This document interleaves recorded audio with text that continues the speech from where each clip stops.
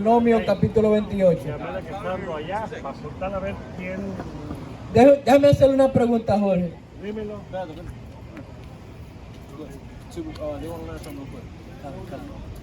Shalom, brother. So, what would you say if I asked you where you guys are from? What would you say? From Puerto Rico. And you, brother? From here, huh? I'm going to show you according to the Bible, because the Bible says that everybody on this planet has a God-given nationality, right? But through time, a lot of that stuff has been, a lot of that information has been lost, you know? So I'm going to give you some stuff that'll show you who you are according to the Bible, right? So give me Deuteronomy chapter 28 and give me verse 1. And it shall come to pass, this is the book of Deuteronomy, chapter 28, verse 1. And it shall come to pass, if thou shalt hearken diligently unto the voice of the Most High, thy power, to observe and to do all his commandments, which I command thee this day, that the Lord thy God will set thee on high above all nations of the earth. All right, so this is Moses, right? This is Moses, and Moses is talking to the children of Israel, right? So he's telling the children of Israel that God is going to put you above all the other nations of the earth if you listen to these law, statutes, and commandments, right? Now, we're going to see what would happen if they didn't keep them, right? So let me get verse 16. Verse 16, the book of Deuteronomy, chapter 28, verse 16. Cursed shalt thou be in the city. All right, now if I ask you who's cursed here, if you look in any city in America, who would you say is cursed as a nation of people? Who's going through the struggle? Who's in the slums? Who's in the hoods? We're in the hoods, right? The Puerto Ricans, right? The blacks, so-called Puerto Ricans, our people are in the hood, right? For the most part, the white man's not here in the hood, you know what I mean? They're living it up on the east side of US 1 right now. And far out west, right? We're the ones that's struggling. We're the ones that's going through troubles, right?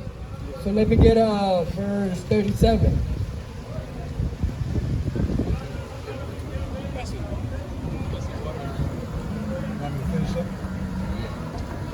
Cursed shalt thou be in the city, and cursed shalt thou be in the field. So it says we were going to be cursed in the field, right? Who was cursed in the field? Who went through slavery? The blacks. And you know Hispanics went through slavery too. Back in the 1400s, 1432, we went in slavery on ships, right? Now let me get verse 37. Verse 37, this is Deuteronomy chapter 28, verse 37. And thou shalt become an astonishment, a proverb and a byword among all. So it says that we're going to become an astonishment, right? Don't you realize, like, other nations look at the blacks and the Hispanics and they ask themselves, damn, why these people live like this? Then when we go to these neighborhoods, these black people's neighborhoods, so-called black people and so-called Hispanics, why they always going through struggles? Why they're always like the poorest out of the whole country, out of the whole world, right? Other nations, they ask themselves that about us, right? And then we become a proverb, you know what I mean? They say if you want, what do they say? They say if you want to hide something from a nigger, you put it in a book, right? Because they say we don't read, we don't search out these things, right? And thou shalt become an astonishment, a proverb and a byword among all nations. And it says we become a byword, right? They call us niggas, they call us pigs, they call us all these kind of names, right? I don't know who is more better. Okay, I know, we don't know nothing. This book of Deuteronomy chapter 28, verse 46. And they shall be upon thee for a sign and for a wonder, and upon thy seed forever.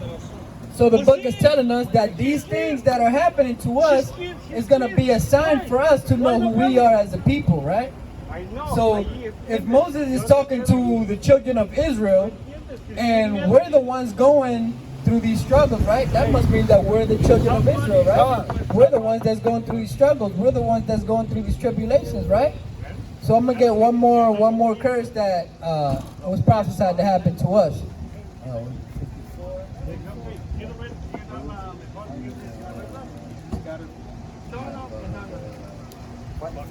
Quiero ver.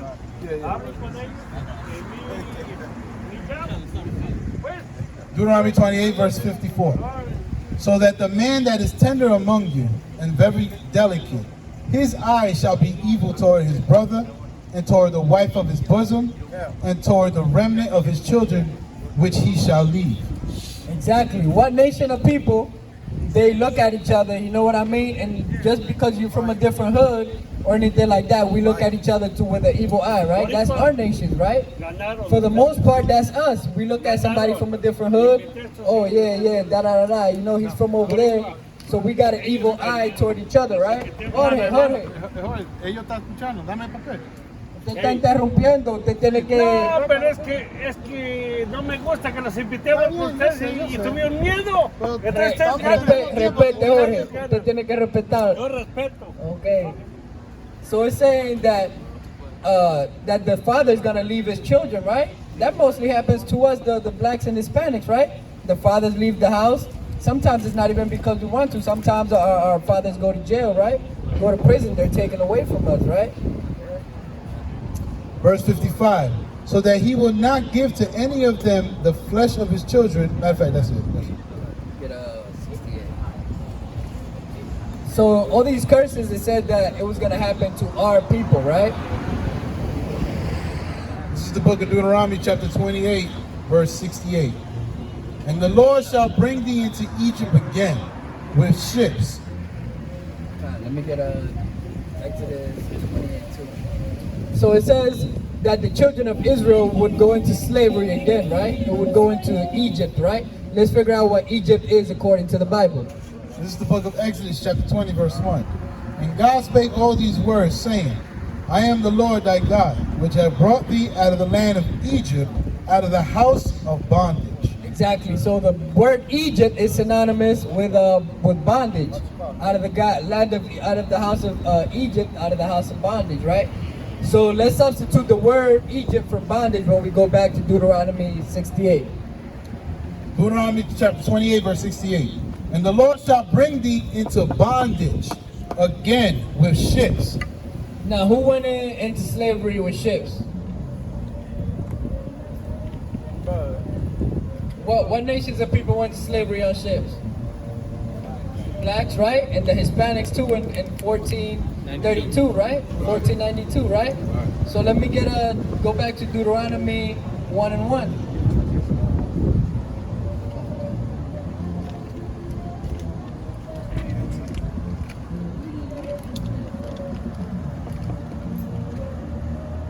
This is the book of Deuteronomy, chapter 1, verse 1.